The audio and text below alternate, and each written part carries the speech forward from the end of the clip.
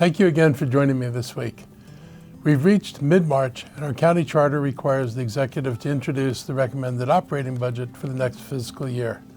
Circumstances this year make that extremely difficult because we don't know what the new costs will be put on the county by the state or how much additional revenue we might receive. Major spending and revenue decisions have not been voted on by the legislature, and at this point, the House, Senate, and the governor have differing ideas about the budget.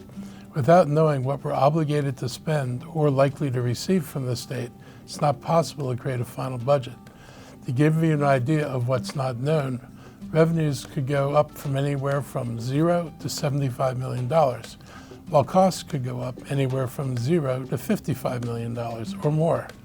While I believe the bulk of the proposed budget, in our case, won't need major revisions at the end of the day, we're telling the council that we will submit budget revisions soon after as we get the final state numbers. Between the impacts of the state budget deficit, the uncertainty about what new costs and what new revenues may come from the state, and the unprecedented but needed funding requests from MCPS, this has been a budget preparation process with a lot of tough decisions. This may be one of the most difficult budgets I've ever worked on. We conducted 11 budget forums last fall and received robust communications and engagement from our residents and community organizations. Our forums are held around the county geographically, as well as we targeted forums on Black, African American, diaspora residents, Asian and Latino communities, and one was dedicated to schools, another dedicated to nonprofits, and yet another one for seniors. Needs throughout the county are increasing while the cost of providing services continues to increase. Yes, the county government, just like all the rest of us, and the private sector businesses, feels the impact of inflation and high interest rates. The good news is that recent federal funding decisions are not yet significantly impacting this budget. But we have to expect that over the upcoming year, we are going to see changes. We are going to have mounting challenges to our county, state, and regional budgets because income tax revenue is based this year on calendar 24, when the year ended on December 31st. But next year's budget is going to be based on revenues from income taxes for the year ending 12/31/25. That's the year of the layoffs. Obviously, serious federal layoffs will impact our tax receipts, and the creation of tariff wars and a possible recession could make next year even more complicated. Therefore, this budget was prepared without major new initiatives in the county government to reduce potential pressures next year. However, this is a unique year to prepare a budget because, as I mentioned, we're not sure how much money we'll have until the end of the General Assembly, which is a couple of weeks after this budget has to be sent to the council. We don't know what fiscal responsibilities could be shifted from the state to the county. We've been very upfront with everybody about this, our residents and the council, and you know that we'll have to adjust to the state decisions once they're made. No one should assume that this is the final shape of the budget. The budget process is one of the most important responsibilities that we have as county leaders, so I urge you to follow and engage in this process closely. You deserve a clear understanding of the proposals and decisions that lie ahead. As always, feel free to provide your thoughts and feedback on this proposed budget to my office, as well as the county council. Please watch my full budget presentation on our website and social media channels. Here are some important highlights. As you will soon hear, my recommended budget includes a property tax increase of 3.5% coupled with a property tax credit that reduces the impact of that increase on homeowners. For people with homes assessed less than $490,000, it will actually result in a slight decrease, totally offsetting the new increase. This is my effort to provide some progressivity in the tax rate like Northern Virginia does, where commercial taxes are about 10% higher than residential taxes.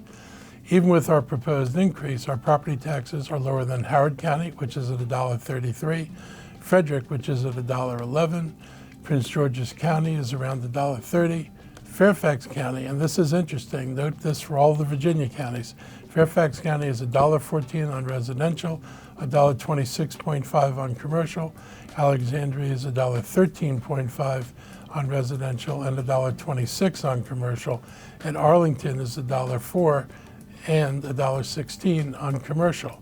So in the Virginia counties, they have higher tax rates on commercial property, which of course allows them to do more and minimize the impact on residents in the county. This is something I've been trying to get council support for a few years now, and we're still working to get that support. There's no reason for us to tax differently or put a heavier load on our residents than Virginia does. I think, as everybody knows, we're dealing with the loss of federal jobs. I want to start getting the word out about a life sciences job fair for displaced federal scientists that's happening on March 31st at Montgomery College. This is at the Germantown campus, and it'll run from 9 a.m. to 1 p.m. Leading employers like American Type Culture Collection, Charles River Laboratories, and Millipore Sigma will attend. In addition to job connections, attendees will be able to access services like resume reviews, professional headshots, and employer presentations to assist job seekers in their career transitions. Montgomery County leaders and leaders from across the state have started working together to raise awareness of employment opportunities in job fairs like this. The Maryland Department of Labor's website now has a special section that includes information about job fairs from several counties and municipalities, updating the public about opportunities like this. So you can visit labor.maryland.gov/federal workers to learn more about this. Work in the life sciences industry is critical to our economy. For decades, health companies have been bolstered by the amazing work done at the federal agencies that call Montgomery County home, like the Food and Drug Administration and the National Institutes of Health. To see so many jobs in these critical organizations threatened for no good reason should anger all Americans. I've seen some of the firing letters these workers have received. They're boilerplate. They indicate that no thought was put into why and who is being fired. Nobody's been interviewed. Nobody's been assessed in terms of how are you performing compared to your job expectations. These are simple letters that say you do not meet our needs and you don't fit, and so we're firing you. They're throwing people out with sterling resumes, including people who've been recently promoted to managers, and they're throwing them out not for cause, but because they can. If you're a newly promoted manager, you become a probationary employee.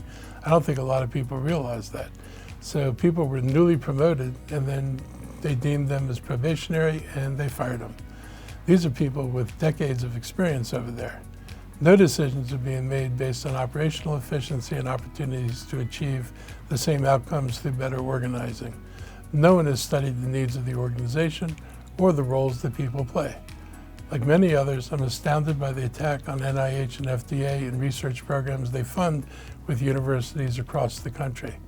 Who in their right mind would oppose research on healthcare advances that can deliver cures that mean life and death for people? It's not logical. But as I read through information about NIH's work, it became pretty clear why they're actually being targeted. Curing people involves doing research to find a cure for a disease, which should have universal approval. But, and this is a big but, it often involves finding the cause of a disease. And this is what Trump and his large industrial magnates don't want. Research into the causes of health problems often creates a trail that leads to pollutants in our air, our water, and our food. Think about tobacco, asbestos, DDT, PFAS, microplastics, red meat heavy diets, to name just a very few. Research into causes leads to proposals to eliminate or limit those things that cause diseases. Those proposals lead to regulations. And if there's something that the Trump administration and his corporate cronies are very interested in, is killing regulation. What they want is to eliminate regulation, and the elimination of knowledge gained through scientific research then eliminates the basis for creating regulations. And the product of all this is no regulations. This is what they're looking for, a world without regulations. And while corporations will escape liability for the damage they do, it will be the people, you and me, who will be left to deal with the damage. Simply put, shutting down research will ultimately mean more people will die, young and old, because the drugs they need will never be developed. We should not allow federal leaders to kill the messengers. Don't forget that major corporations have fought everything that was progressive in terms of cleaning up the environment. They would never started out on the right side, often hiding evidence that they were fully aware of, against regulations that would reduce their profits even at the cost of human life. Whether it was smoking or lung cancer, or discoveries that climate change was caused by fossil fuels, along with the negative impacts that will fall on many aspects of our lives, this information is and was unwanted information for those who stand to profit from being left alone and without responsibility.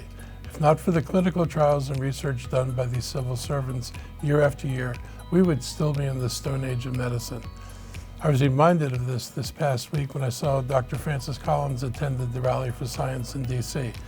I have invited the former NIH director to join me for my media weekly briefing in 2 weeks, March 26th, to discuss how these layoffs and funding cuts impact the work done at NIH. The rallies we've seen in Silver Spring and Bethesda to support federal workers and programs over the last few weeks indicate the Trump administration will face more resistance. Activism is needed to help fight for the rights of those people marginalized by the people in power. The actions of this administration are an affront on many levels and deeply concerning to many of our residents and neighbors. A federal government shutdown would only make things worse. I want to thank our congressional delegation, Senators Van Hollen and Alsobrooks, along with Representatives Raskin, Ivey, and McLean Delaney, as well as Governor Moore's administration for all their work and engagement in supporting our federal workers. If you need help finding these resources, you can visit montgomerycountymd.gov. On Wednesday, I joined members of the County Council and the Montgomery County Police Department for a press conference announcing the expansion of our Drone as First Responder program in Bethesda. It's been 15 months since the first Montgomery County Police Department drone began flying over Silver Spring to help police respond to emergency calls and relay critical information to responding police officers. Since its inception, the DFR, Drone as First Responder program, has expanded to protect people living in Wheaton, Montgomery Village, and parts of Gaithersburg.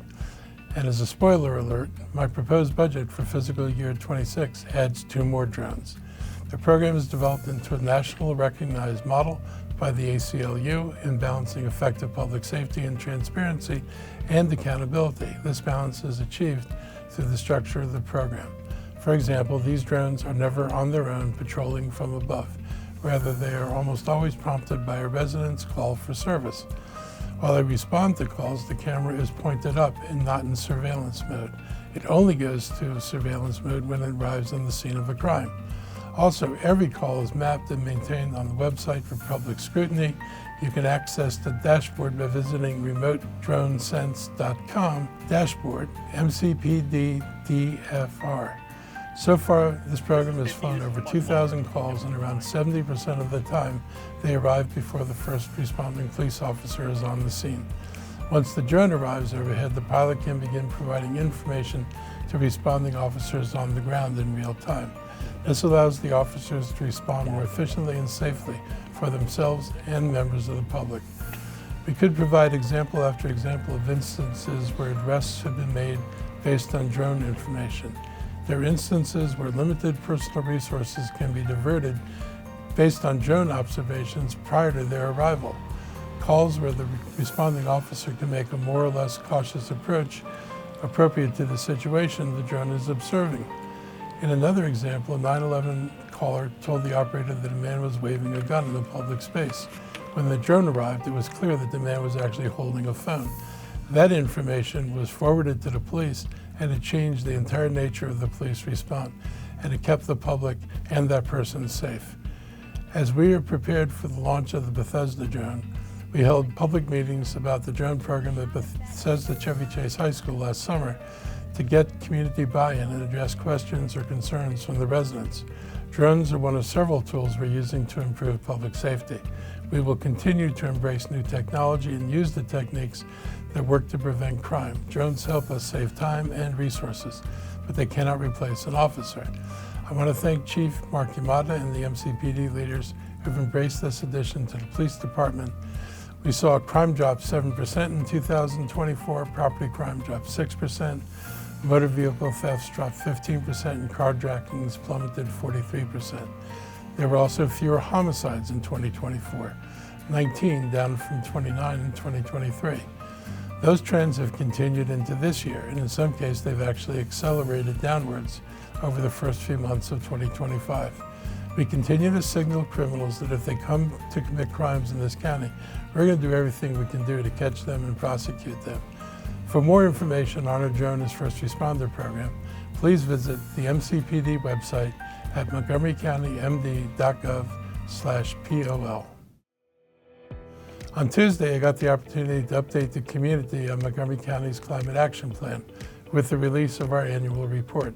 We did that at Walt Whitman High School in front of students in the Leadership for Social Justice Academy. I enjoyed talking to these students, and specifically the conversations I had with many following the event. It made me feel good to know that we have so many young people in our county engaged and caring about climate issues. Montgomery County declared a climate emergency in 2017, laying the groundwork for the commitment to creating bold climate change solutions.